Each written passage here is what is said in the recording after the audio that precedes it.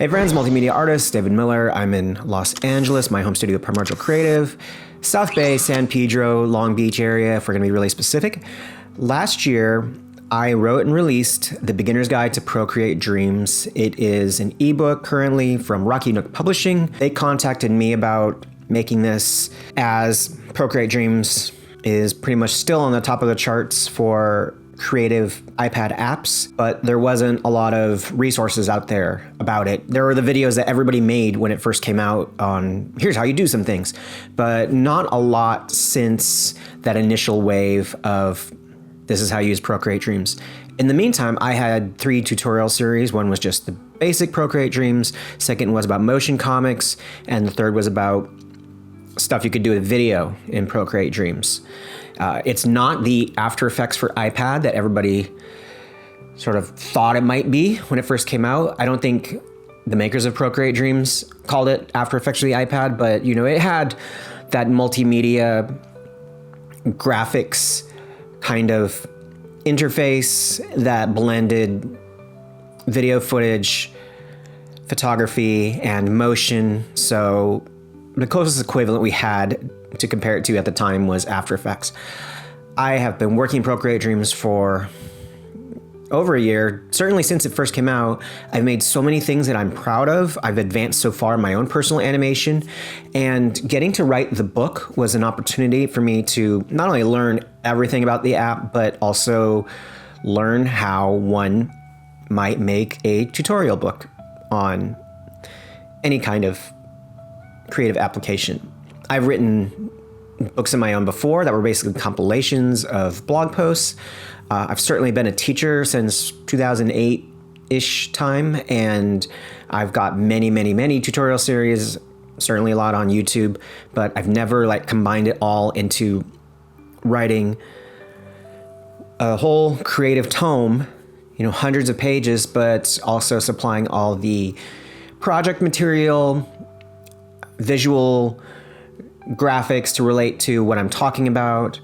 And it was kind of a lot of work, especially since it's animation, which I think if you were to look at my art career, I'm probably more well known as a photographer than an animator, but all multimedia is something that I like to wheel my fingers in and work with. So I felt like I should make a video about the process of actually writing a creative tutorial book on a animation application, because I've got a lot of videos in a queue about how to do cool things in Procreate Dreams, explaining, the things that we might want to troubleshoot on a regular basis, or special techniques that I've come up with when working with Procreate Dreams. But the book writing one, that was a whole new experience for me. And I will never, ever say or think that writing is the easiest creative form, because it doesn't take a lot of technology to do. Writing is definitely one of the more difficult creative forms to do. And it also has been proven to me through many experiments with AI that writing is one of the more, I don't want to say human, but the hardest to replicate in an interesting way creative forms. Because I can play around with music, and there's algorithms that tell us even the most soulful avant-garde music, your Bjorks, Tim Buckley, Marvin Gaye, whatever, there's ways you can sort of hack that and figure out what makes those things interesting. What are the qualities? What are qualities of David Lynch films and surreal dreamlike material, and what the surrealists did in the 1930s and 1920s.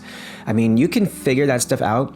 Writing words that touch you and surprise you and feel unique and special seems to be more difficult than visual art and sound art, in my opinion. I have yet to get writing to come out of ChatGPT or whatever that didn't give me what I was expecting. And so I was going into this book writing process with that mindset. I'm like, we already have a manual from Savage Interactive Play, I believe their name is, the company that makes Procreate and Procreate Dreams.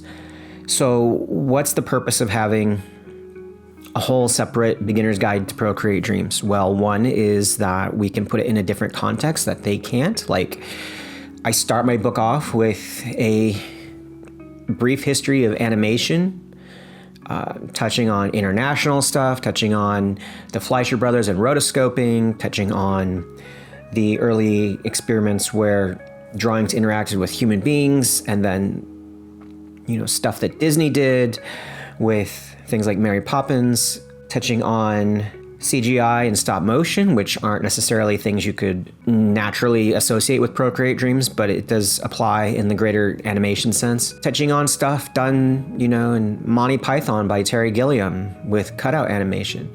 And starting from that point, rather than here's an app and I'm gonna teach you how to do the app, I now can explain different projects and how they've been used in the past, commercially, creatively, full museum fine art style. What else can I do in this book that's different than what the actual manual has? Well, I can make specific projects that are pretty cool but easy to understand, and also appeal to a broader range of creative types than even what I do, because what I do personally, it kind of fits, it straddles pop art and fine art, and there's a lot of other things out there that's both commercial but very creative. Certainly, I always talk about Guillermo del Toro, or David Lynch is pretty commercial when you think about it. 9 Inch Nails, Muse, Killers, all that other stuff that I talk about on my channel. This is where I'm coming from. Chuck Jones, Terry Gilliam, who I've already mentioned, Guillermo del Toro, Alan Moore. These are people who have one leg in this higher echelon of, deep thought, concepts, long-standing traditions of art like Gothic horror, Gothic romance, Edgar Allan Poe, and so forth. But much like Poe, they have one foot in this actually appeals to a mass audience. So a lot of my own personal projects would be that kind of thing, but I felt like I needed to do some that I think would be more common, like infographics. We have infographics projects in there. We have rotoscoping. We have taking photos and collaging them with video elements, animating photographs. We have motion comics. We have doing sort of faux 3D kind of movements. We have action and timing. We also go into beyond what you might just want to know how to do with the app, but how to do it well. So we get into cinematography and camera movements. I found writing the book that it was not linear at all. I found that I had to constantly go back and revise what I've written, not because it was wrong, but because I forgot one little element, one little sentence that sets up something that I need to talk about later. I also found that writing the book was like climbing a never-ending mountain, because unlike an animated project where I know that this thing has to be 45 seconds, 1 minute long, so that's my endpoint. I didn't know when this book was going to end. I didn't know how much it had to have. I didn't know how much space the graphics were going to take up, because I got sample books from Rocky Nook in the mail, and they had a lot of graphics in them. They had a lot of example photos, but those photos would eat up a significant percentage of the page. So the books were 200 pages long. And also they were printed books that had a consistent layout. With an ebook, I'm not really sure how that works. Is it going to have a consistent layout on every page? Is it going to be like on my Kindle where I can resize the text and all that stuff? All of this stuff, questions I probably didn't even have when I started the process. I was like, oh, I'm excited. I'm commissioned to write a book. It's about a topic I'm real excited about. I feel like I have a lot to say. And I feel like, much like Character Animator was for me 10 years ago, this is a newer application that I can jump in and sort of create my own niche for very early on. I think it's good for creatives to be early adopters of technology if it connects with them, not if you're just trying to fake, that you're an authority on something, but Character Animator is motion capture animation, which meant I didn't have to do a lot of frame-by-frame drawing. And Procreate Dreams is a lot of different things. It does have a frame-by-frame component, and I have found that I've done hundreds of frame-by-frame drawings for one animation, but I also have the backup knowledge in my head that Character Animator and After Effects can help me achieve other things. And I'm going to do a video that combines all three of those, by the way. I'm excited to do that one. I've been thinking about it for almost a year. Back to the book writing process. When you're trying to explain things to people, one of the things that you have to do to make it more universal in lessons is clarity of communication, which also means writing at a 5th grade level. And this is the part where I did have to make use of AI, because I would write my initial thoughts, they'd be long rambling sentences, and I wasn't sure if it was going to be totally clear. If it got to that point where I was like, this is overly complicated, or maybe I'm not breaking this down into enough steps, I would take my paragraph, feed it into ChatGPT, ask for a 5th grade reading level version, and maybe break things down to the exact steps that it thought were necessary. And what it gave me, I would reformat for my book process. I didn't do it too many times, but there's a lot of times where I thought, there's got to be a more clear, concise way to say this. And it wouldn't be helpful for me to go to the original Procreate Dreams manual and just copy and paste what they did. I wasn't going to do that, but I needed to explain these things in a way that made sense to me, made sense to the reader, that didn't skip steps that I think that I might skip myself, because I always think doesn't everybody understand this? Don't you already know what a frame rate is? That's not the reality we live in. And I found ChatGPT was really useful in that sense.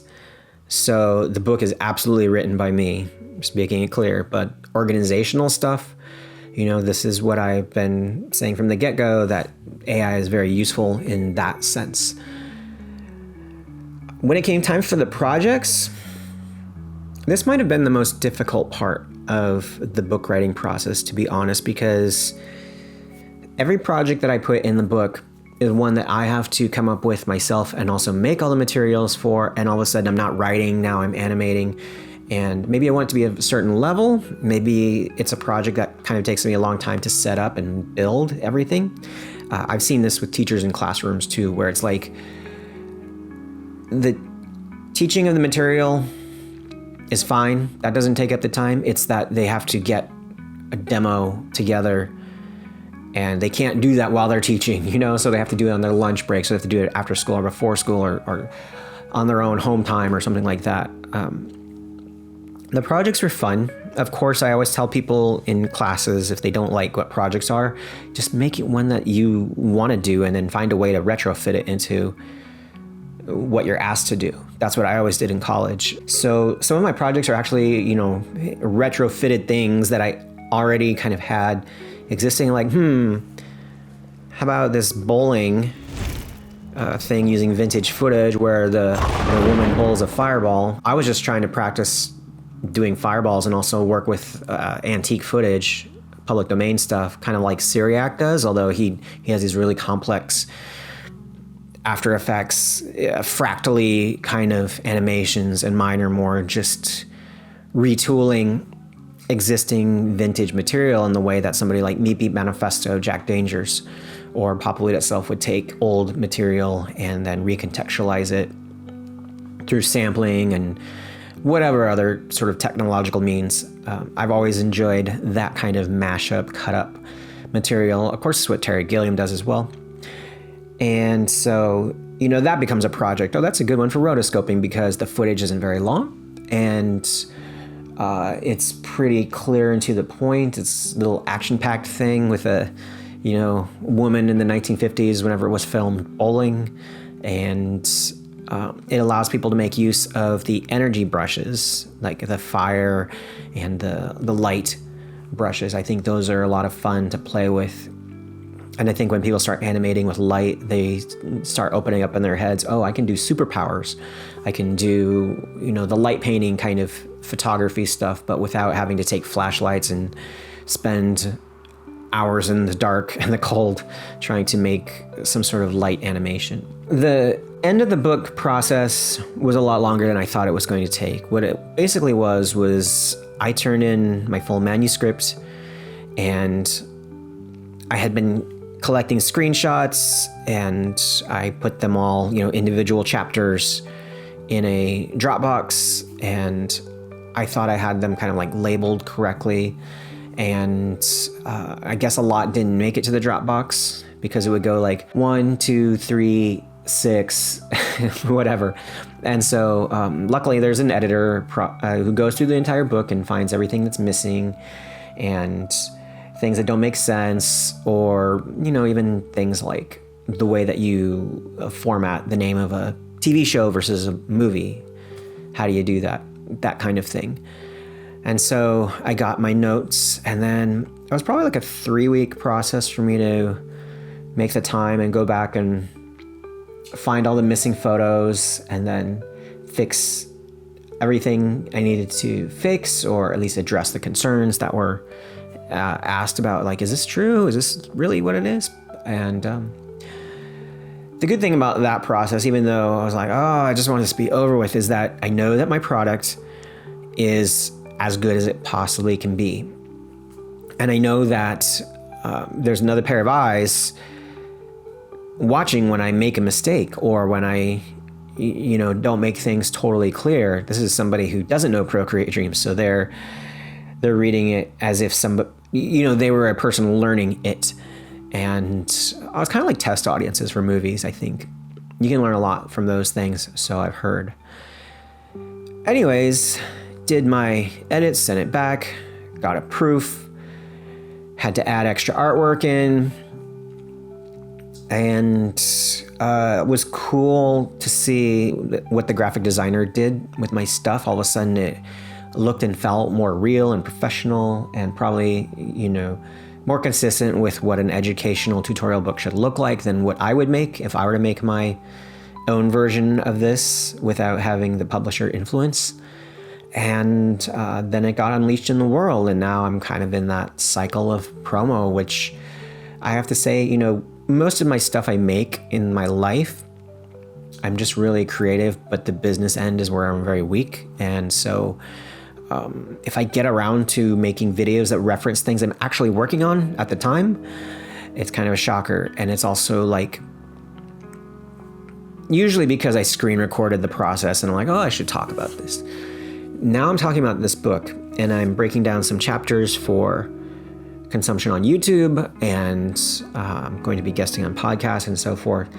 And I realized, there's a reason why they call it a promo cycle, because much like a band used to make an album, make the videos, tour the album, get back in the studio, make the next one, so on. And, you can't do everything all at once, right? It's very hard to make a thing that you haven't finished, talk about it before it's done, hope people get excited about it, put it out in the world, and then realize before you get to move on to that next creative thing that excites you, you need to talk about this thing for a long period of time, and you need to keep banging the drum. And because of the way that social media works, you basically have to show up every day to do this, but you can't show up too much, and you can't be too rude or obnoxious about it, because it's going to annoy people. I'm real excited that I got to make this first book. I've been thinking about the next few ones that I want to make. I kind of have in my brain that I think I could do one book a year, considering start to finish, this was probably like 6 or 7 months process. A little bit longer than I thought it was going to take, to be honest, but also it was my first one, and I can't tell you how many times I would go to my coffee shop, open my laptop, and be like, okay, I don't really know what I'm doing, but I'm just going to start writing. I'm going to write the chapter I think I can write right now, because I can't do this sequentially, nor would it have been helpful to write it 100% sequentially, because I ended up having to move things around all the time. Is it more important to know organization before you know how to do coloring of artwork? That's a question I had to answer, Typically things like organization end up in the back end of the book because it's the less sexy stuff.